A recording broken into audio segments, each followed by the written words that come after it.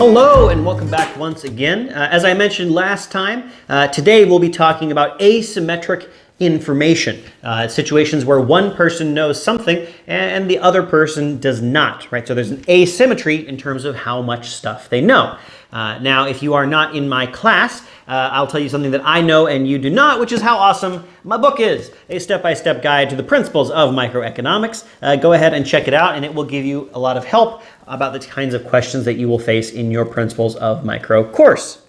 All right, so let's get started talking about asymmetric information, and let's get started actually talking about a game that I can't play with you through the video, but it's good to consider. Now, let me tell you about the setup of this game. It's called I Promise I'm Good, okay? So the way that this game works is that there are sellers and there are buyers in the market. Now, the sellers are selling goods of different kinds of quality. Some of them are selling really high quality goods, and some of them are selling low quality goods. Okay, now some consumers want the high quality goods and some consumers want the low quality goods. Now, of course, unsurprisingly, people are willing to pay more for the high quality ones than for the low quality ones, right? It all makes sense so far. So let's add a little wrinkle, which is that the sellers can't prove to the buyers whether they're selling a high quality good or a low quality good. Okay, they can tell them what they're doing. They can say, okay, yeah, I'm selling the high quality goods, but they can't prove it. You can't tell whether this good is high quality or low quality until after you buy it and you take it home and it's too late to return it. Okay? So let's think about what might be likely to happen in this game if you played it a couple of times. Well, the first thing that you might do as a seller, especially if you're a seller of low quality goods, is you might say, well, you know what? If nobody can tell whether my goods are low quality or high quality, I might as well just tell the consumers that they're high quality. I mean, they're low quality goods, but I'll just lie. Why not? Then people will be willing to pay more for my stuff, right? Because people will pay more for the high quality goods. So I'm going to go around, I'm going to say that I have a high quality good, even though I don't. I'm going to make more money. The key is actually, I'm going to make more money doing this than if I actually sold high quality goods, because high quality goods are more expensive to produce. So you have an option here. You can either make high quality goods, truthfully tell people that you're making high quality goods, spend all the money that it costs to produce high quality goods, and then get paid a high quality price. Great. Or you can get paid a high quality price by making cheap stuff and telling people that it's high quality. Which one of those things is going to make you more money? Yeah, that one. So it's in the seller's interest to start making low quality goods and just tell people that it's high quality. Now, as you might expect, people are going to catch on pretty quick. People are going to catch on fairly quickly that just because somebody tells you it's a high quality good doesn't actually make it a high quality good.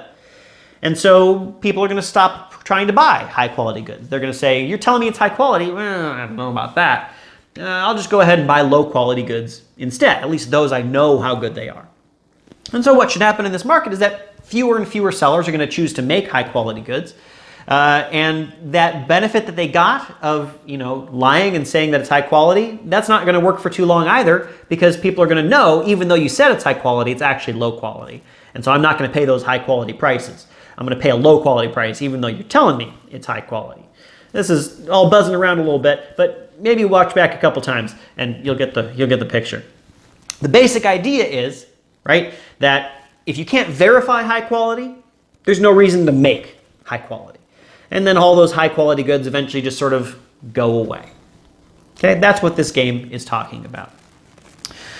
So this comes about because of asymmetric information. And in this case, the asymmetric information, the thing that one person knew and the other did not, is the quality of the good. The seller knew how good their stuff was, but the buyer did not know. This, of course, caused a problem. In fact, it caused more of a problem than if nobody knew. Right? If this was just a partial information problem like last time, if there was a sale going on and nobody knew how good the stuff was, well, the buyer would be taking a risk, of course, but the seller would be taking a risk. Maybe they accidentally sell a high quality thing for a low quality price. And maybe the buyer accidentally buys a low quality thing for a high quality price, but it's hard to game the system. But the fact that one side knows and the other doesn't lets them take advantage of the situation, which makes that the whole process sort of falls apart. Okay? And if there had been some way for the consumers to know what they were getting, none of this would have been a problem in the first place. These sorts of decisions, these asymmetric information decisions, call into play a number of the things that we've already talked about, right? It calls into play partial information.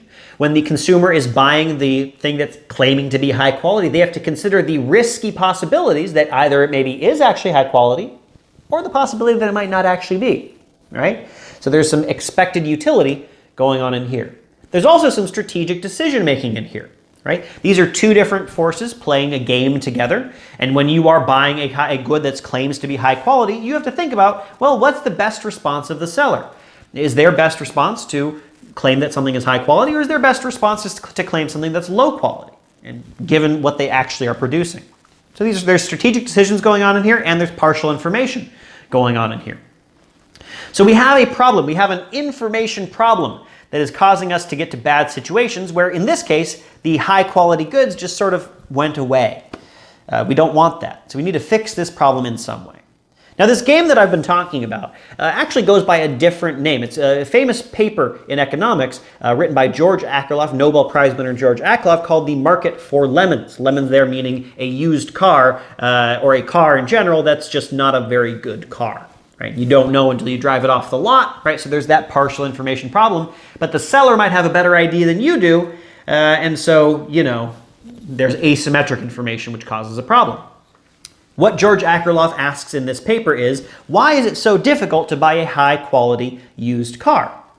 Okay, well, he says it's difficult to verify the quality of the car sometimes, right? When you buy a used car, you know some things about it, right? You can see the car, you can test drive the car, but you don't know necessarily its full history. You don't know how long it's likely to run, and maybe the seller has a better idea of that than you.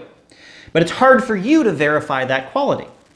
So what that means is, it makes sense for the sellers to overstate the quality of their car, meaning that you as a buyer have very little way of figuring out how good the car is that you're about to buy, which means that you're not going to risk yourself spending high quality prices when you can't actually tell whether it's a high quality used car or not.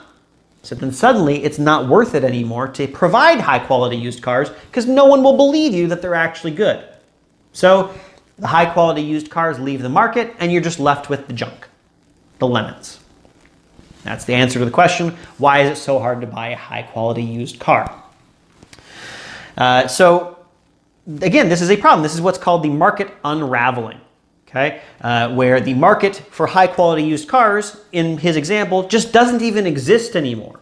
It doesn't even exist as a risky market. It's just that the whole market sort of went away. Nobody's going to bother selling those high-quality used cars because no one will be willing to pay them enough to justify the cost of producing a high-quality used car.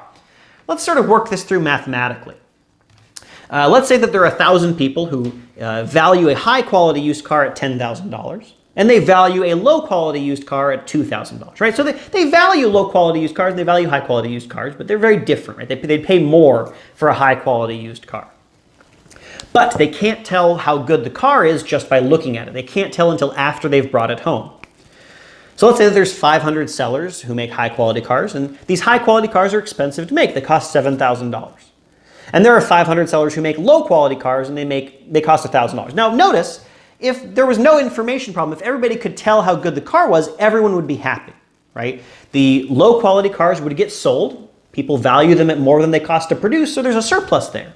And the high-quality cars would also get sold, so you know there's a surplus there as well. So this is all good. It's not even a problem that the low-quality cars exist because people still value them at more than their cost. So ideally, what should these prices for these cars be? Ideally, the price for the high-quality used car should be between $7,000, the marginal cost, and $10,000, the marginal benefit. And the price of the low-quality car should be between $1,000, the marginal cost, and $2,000, the marginal benefit. But the difficulty here is that the consumers are actually going to make their decisions on the basis of the expected utility of buying these cars, okay? And we can calculate out the expected utility. Now keep in mind, remember, that we're in a situation where you can't tell the quality of the used car before you buy it. And so you're going to walk into the driver's lot and you're going to find out, oh, there's no low quality used cars here at all. Because the seller's just going to say they're all high quality, because why not, right?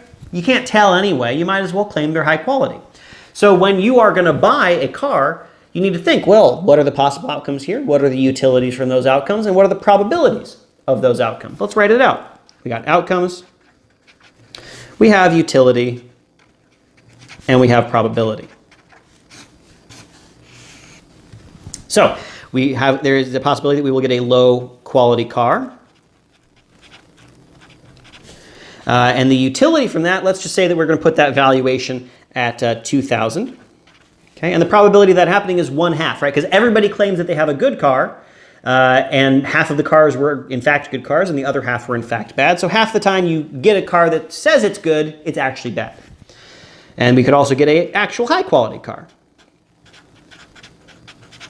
And the utility we're going to put on that is 10,000, and the probability is 1/2. So what's the expected utility that we get from this? Well, it's 1/2 times 2,000 plus 1/2 times 10,000, which is 1,000 plus 5,000, or 6,000.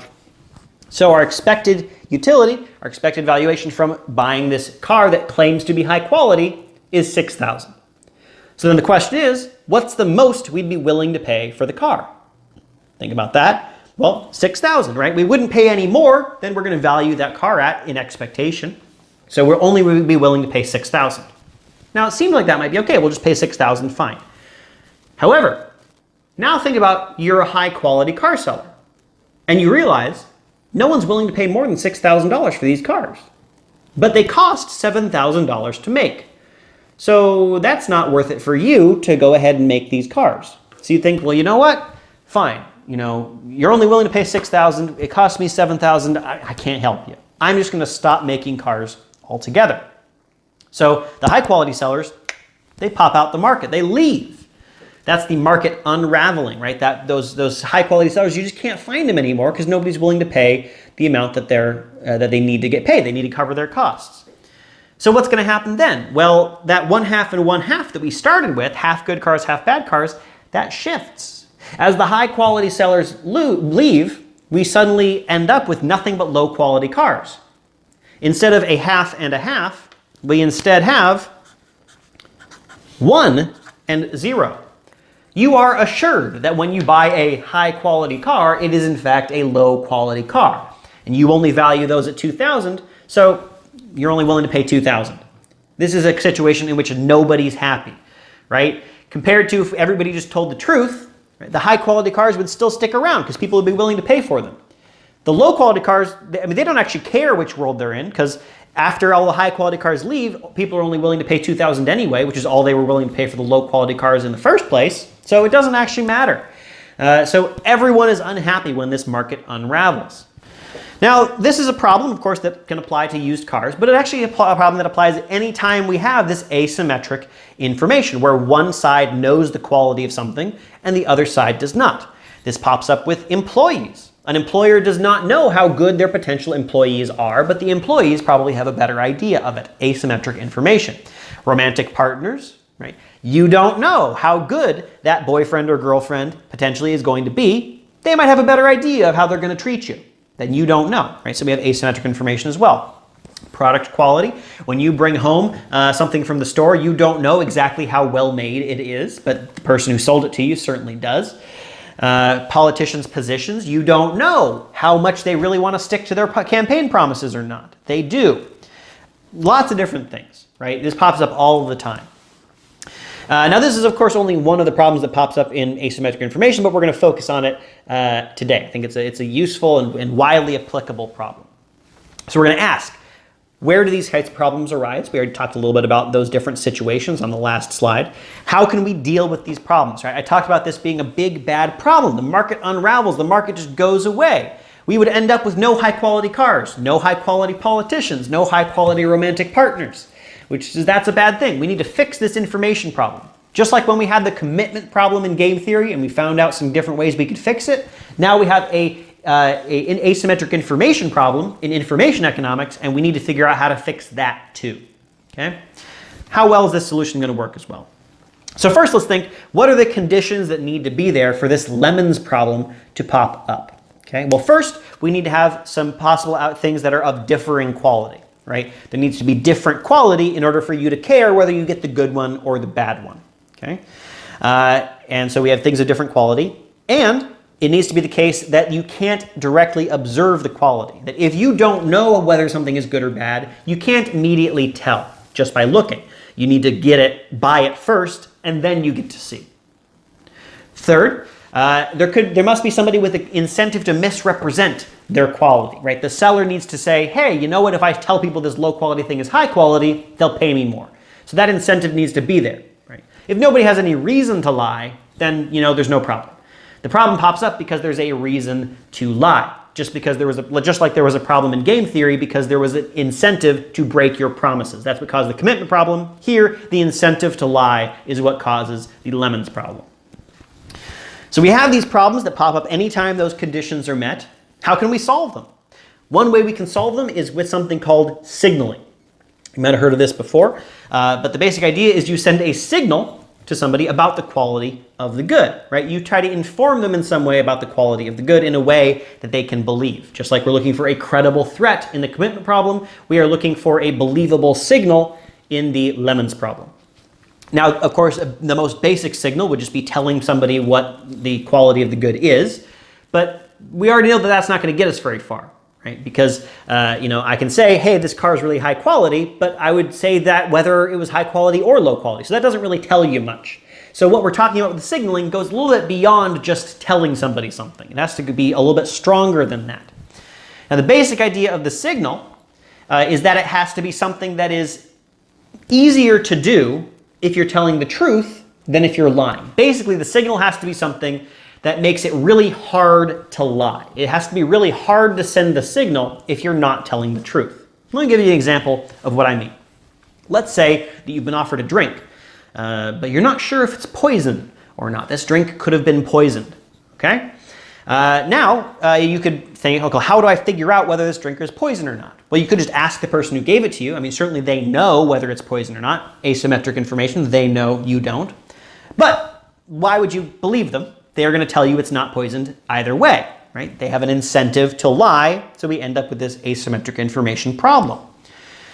So how could we do this? Well, they could send a signal, something that is easier to do if they're telling the truth than if they're lying. That thing could be taking a sip of the drink that they just handed you, right? Sipping it to show you that it is in fact safe to drink. Now, it could be that they're able to send this signal even though they are in fact lying, right? Maybe they are willing to go down with you. Or maybe they spent years developing an immunity to this particular poison. But it's not important that the signal proves beyond a shadow of a doubt that they're telling the truth. The important thing is simply that it's harder to lie than it is to tell the truth. That's the important thing. The point of the signal isn't to prove the truth, it's to make it harder to lie. That's what you want to be thinking about, making it harder to lie, okay? And we use these sorts of signals all the time, and we send these sorts of signals all the time. Let's take another quick example of being in a restaurant, right? You want to eat in a restaurant where the kitchen is clean, but you don't get to see the kitchen, okay? Well, how do you know whether or not the kitchen is clean? Well, you could ask the waiter, hey, is the kitchen clean? But of course, they're going to tell you it's clean whether or not it actually is. So you might look for a signal. And that signal you might look for is how clean the dining room is. Okay? If you are the type of restaurant that regularly cleans all over the place, it's going to be easier for you to also clean the dining room than for somebody who never cleans, right? So again, it's certainly possible to have a clean dining room and a messy kitchen, but it's a lot harder to lie about your messy kitchen and say that it's clean if you have to clean the front room in order to prove it, right? If you're going to clean the front room, you might as well clean the kitchen as well, right? Again, it just makes it harder to lie. That's the point here. Let's think about some application to the used car market that might make it harder to lie. That application is warranties. If you go and get a used car, you might be able to purchase a warranty as well. And what this warranty does is it says if this car breaks down, well, we'll cover it. The dealership will cover some part of that car breaking down. So let's think about this. How does this make it harder to lie? Well, you're a car dealership. Let's say that you know that the car that you're selling is pristine. It's fantastic. It's in great shape. You can give away that warranty for free, basically, because you know that no one's ever going to use it, because your car is fantastic. It's not going to break down. You're fine. It's very cheap for you to provide this warranty because your car is great. What if your car is really awful? Your car is just barely limping along. They're going to drive it off the lot and it's going to break down minutes later. Well, they're going to use that warranty, right? So it's going to be really expensive for you to offer the warranty to them. So again, offering the warranty simply makes it very difficult to lie. It makes it expensive to lie. You have to put a lot of money into your lie because you're going to have to pay for all those repairs that you said weren't going to happen because of how great your car was, right? Again, not impossible to lie. You can get a warranty and the car is going to could turn out to be bad, but it just makes it expensive and difficult for them to lie. And because it's difficult to lie, it makes the signal more believable. Right? Because you get the signal, you see that they offer a warranty, and you think, oh, that would be really expensive for them to do if they were in fact lying to me. So they're probably not lying because people follow incentives. Let's think about another application, education. You're in college right now, probably. So we've noticed, certainly, and you've probably noticed, that people with college degrees earn more money than people without college degrees. Why? Why is that? Now, there are a couple reasons. One reason is that college does, in fact, make you a better worker, and people are willing to pay more for more skilled workers. But that's not the only reason. There's also signaling. Another reason is that employers simply want to employ the kind of people who are capable of getting a college degree. Even if they didn't learn anything in the college process of getting the college degree, they would still be more valuable workers because they're the kind of people who have basically proven that they're capable of doing this difficult thing of getting a college degree. Right? Let's think about whether our conditions apply, our 3 conditions of getting an asymmetric information lemons problem to apply. Do we have options of differing quality? Yeah, some workers are more skilled than others. Okay.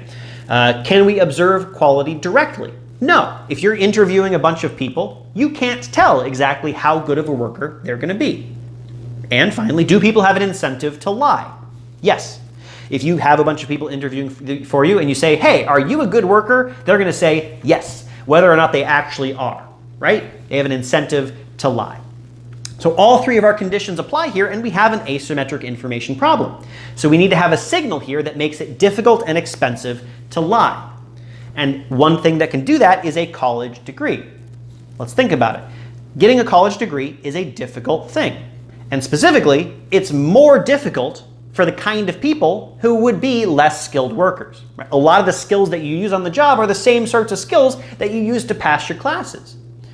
And so by passing those classes, you prove that you had those skills in the first place, even if you didn't actually learn anything in college. It's possible to explain in the fact that you earn more with a college degree with signaling, even if college is a complete waste of time. I'm not saying that college is a complete waste of time. It's not. But you can imagine a world in which it was, and you would still earn more money for getting a college degree, right?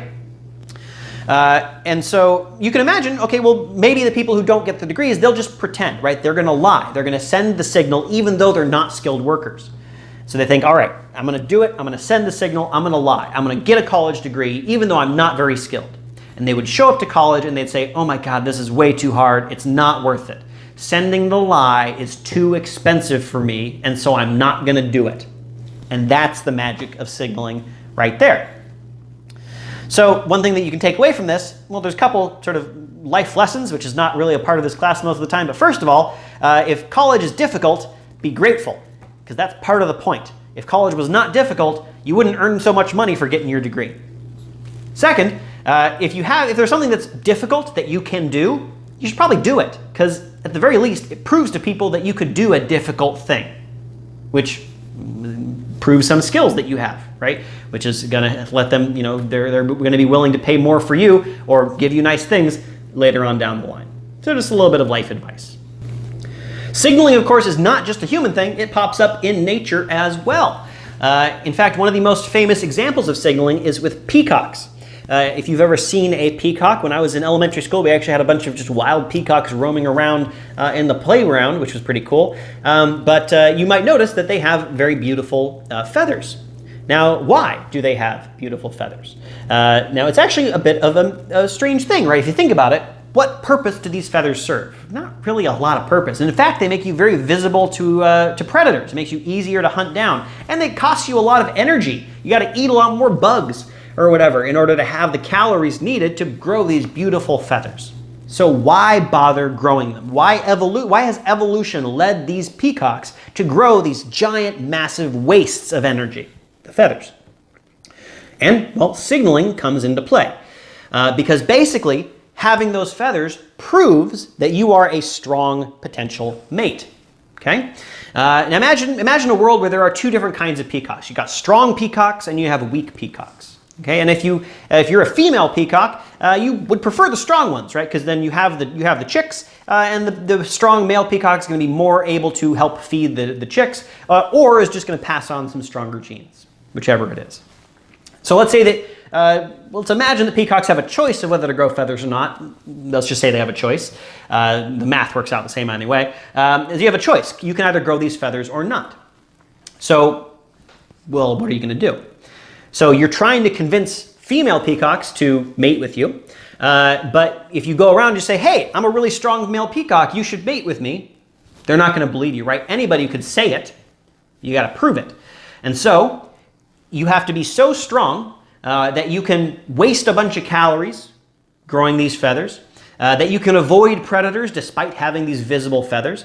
And so by growing them, you prove that you are strong enough to withstand the loss of all of those calories, right? It's much more difficult to lie. If you were a weak peacock and you said, I got to grow some feathers just to prove that I'm strong, even though I'm really not, you just wouldn't be able to find enough food to feed yourself and also grow the feathers. You'd get hunted down by the passing whatever it is that eats peacocks. I actually don't know.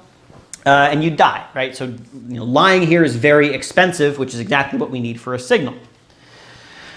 So the peacock feathers is an example of something that can work as a signal. It basically proves that you are a strong peacock because you're able to waste all this energy.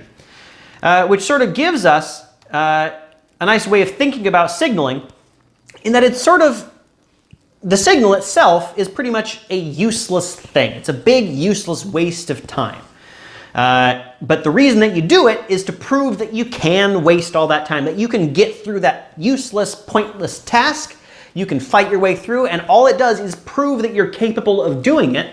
But that's enough. That was the whole point of it in the first place, right? Thinking about the college degree example, if in the vast extreme where you imagine that college is a complete waste of time, it would still be valuable to you, right? Simply because it lets you prove yourself. So that's another way of thinking about signaling, is doing a big useless thing in order to show that you can do a big useless thing. That you're the kind of person who has the ability to force through this big useless thing that shows that you are simply great. Okay? So let's think about another application of signaling. We're getting all kinds of applications of signaling. One is in insurance. Okay? Signaling pops up in insurance. Now let's think about our conditions here. Do we have options of differing quality? Well, in this case, by quality, I just mean riskiness for the insurance company. Some people are very healthy. They're never going to use their insurance. Some people are very sick. They're going to use their insurance all the time. But when you sign up for insurance, they don't necessarily know which of those types you are. Right? Because there's that second condition where they don't know exactly which type you are when you sign up. Right? Maybe you're signing up for insurance as a 12-year-old and you haven't shown any symptoms of your debilitating disease yet, so they don't know. And there's an incentive to lie, right? Even if you knew that you were in fact going to be very sick and need a lot of insurance, you would want to lie about it, right? So that you don't get charged really high insurance premiums. So we have the exact situations necessary for an asymmetric information problem. Now this is not technically a lemons problem, it's something called adverse selection. Don't worry about the vocabulary, you don't need to know it. It's the same basic idea. Now this can destroy insurance markets just like the lemons problem can destroy the market for high quality cars. Think about why this might be. Let's say you're an insurance company and you offer your health insurance for a particular price, okay? Now, who is going to buy that health insurance? Well, it's going to be the people who think that they're going to use it more than it costs to buy. right? Because if you think you're going to be very healthy and you're never going to use insurance, you're not going to pay whatever the price is, right? If you're going to use $100 of medical care a year and the insurance costs $1,000 a year, you're not going to buy the insurance, right? But who is going to buy the insurance? Well, it's going to be the people who think that they're going to use more than $1,000 of medical care a year. So what that means is that you have a bunch of people who are buying the insurance who are going to use more money from the insurance company than they're paying to the insurance company, which means that the insurance company is going to go out of business, right? Because they're going to spend more money on medical claims than they're going to take in. Now that's no good, right? Because that means that the the insurance company is going to go out of business, and all those sick people who are relying on that healthcare insurance, they're not going to have any insurance anymore, right? The market has unraveled, which is no good. So what can we do? Well, one way that you can fix this problem is by having some way for the insurance company to figure out how much of a risk you actually are, so they can, charge you appropriately. And so one way that we do this, one signal that we send is deductibles and copays, right? So a deductible is when you use your health insurance, you have to pay out of your pocket until you hit what's called your deductible, and then they start reimbursing you. And then you have the copay. Every time you go use your insurance, you pay a little bit of money out of your own pocket, and that sort of puts a little bit of money cost on you as well, right? So if you use the doctor a whole bunch, you do end up paying money, even though it's not the full amount that you would have paid without insurance. So let's say you have two different plans now available. One of them has, very no deductible and no copay, and it's very high priced. And one of them has deductibles and copays, but it's very low priced. Well, if you're a very healthy person who doesn't expect to use your health insurance for your option, you're going to go for this one, right? Because the deductible and copay you only have to pay them if you use the insurance, but you don't think you're going to do. And if you're a very sick person, you're going to go for the much more higher cost one, because you expect, well, if I have deductibles and copays, I'm going to have to pay those anyway. I might as well just pay for the premium insurance in the first place. And so everyone's getting charged appropriately based on what they're actually going to use, and the insurance company is able to stay in business, or at least not lose money. This, of course, means that the risky people are able to get insurance, even though they have to pay a lot for it, which is not great, but they can get the insurance. And the less risky people are, they're going to be given a price that they can, because they can send the signal, because they can prove that they are unrisky, then the insurance company can offer them a lower price. This problem is actually sort of what the Obamacare Affordable Care Act is based around. Obamacare is actually designed by an MIT economist, more or less, and it's trying to ease this adverse selection problem. If you're familiar with the individual mandate of the Affordable Care Act, that's the idea that it basically forces everybody to buy health insurance. The idea of this is that it forces those healthy people to buy insurance, even though, on average, they're going to use the insurance less than it costs them. That lets the insurance companies offset some of the losses they're going to face from the riskier people. It lets them charge the riskier people a little bit less and lose a little bit of money on the risky people, because they're gaining a little bit of money more than they are paying out on the unrisky people, right? It sort of subsidizes the sick by charging the healthy a little bit more. That's the whole idea. And it solves this adverse selection problem because it ensures that the risky market does not fall apart, right? That if you can't charge the risky people appropriately, then it's not just that they get charged a lot, it's that the market doesn't exist at all and they can't get any health insurance, which is no good. And so the intent, at least, of the policy is to get around that particular problem. Now, of course, this individual mandate is not so great if you would rather not buy insurance, right? It is basically you are subsidizing other people, right? It's charging you specifically. However, that's the idea, is that it keeps this insurance market from falling apart, and it solves this asymmetric information problem that we have. So that's sort of an overview of what asymmetric information problems are like, right? The conditions that we need to have to get there, and also one of the ways that we can fix them with signaling, right? The idea with signaling is that it makes it expensive to lie. Asymmetric information is a situation in which a lot of people want to lie. It's incentivized to lie. The signal makes it expensive to lie so that they're not going to follow that particular incentive, right? Because it's going to cost them too much. Now, we've got all this stuff about asymmetric information. We can also think about, well, is this a good thing? Is this efficient? Right? We talk about efficiency a lot. Does signaling, it certainly improves the situation, right? We end up with the market not unraveling. But does it give us efficient solution? And no, it doesn't. Right? It's not quite as good as if we didn't have the information problem in the first place. It solves some part of the information problem, but it doesn't solve all of it. We still do have to pay some costs to overcome this problem.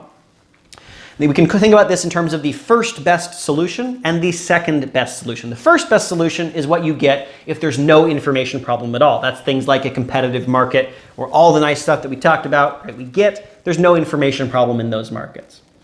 But we also have the second best solution. The second best solution is what you get with signaling, right? We have this information problem and we've solved it in the sense that we've kept the market from unraveling. And when you buy something, you know what you're getting. However, don't forget, in order for this to work, we had to send the signal, right? And the signal is a useless, costly thing. And so we had to waste all those resources sending the signal. We had to waste all those calories growing the feathers. We had to waste all that time getting the degree in the fantasy where it doesn't teach you anything, and it's totally a waste. We had to waste all that time and all that effort just to send the signal, just to prove who we were. It didn't produce anything more. It just sort of proved who we were. So it's not efficient. It's still costly. Now that said, it is an improvement over not having the signal, but it's not quite as good as everybody knowing what's up in the first place, right? This is sort of a Band-Aid sort of situation. So to summarize everything, we have partial information situations. You have decisions that are risky. You don't know what the outcome is going to be when you make the decision. We can address those sorts of problems using expected utility to evaluate how good a particular risky option is. And we can think about not just how it happens when you don't know what the outcome is, but also when one person knows more than the other, asymmetric information. When you have an asymmetric information problem and someone has an incentive to lie, you can end up with a lemons problem where the whole market unravels. It simply falls apart and ceases to exist simply because you can never trust that you're actually getting what people say you're going to get. That's no good. That's no good for anybody. How can we solve this problem? Well, we can't get to full efficiency, but we can put a Band-Aid on it. We can keep the market from unraveling using signaling. In signaling, you send a often useless and costly signal, and the purpose of this is to make it expensive to lie. By making it expensive to lie, you make it so that people are not going to lie as much, which makes it more likely that you can believe what you're being told, which means that the market is not going to unravel because you can believe and understand what it is that you're actually going to get. And so you're willing to pay, say, a high quality price for a high quality item because you know that it's actually going to be high quality. Because if it was low quality, they could lie and tell you it's high quality, but the signal means that it's too expensive to lie. So they're not going to do it, right? The weak peacock is not going to grow the feathers because they could try, but they just get eaten by a predator. It's expensive to lie. All right, that's the basics of asymmetric information. Now, next time, we're going to start talking about labor markets where all of this is going to come together. I'm very excited. It's going to feature asymmetric information and partial information. It's going to feature game theory. It's going to feature competitive markets. It's going to feature non-competitive markets. Everything is just going to come together in a massive crescendo to finalize the class as we head into finals week. And I hope you are as excited as I am, but I know you're not, but you can send a signal and tell me that you are. Thank you very much. See you next time.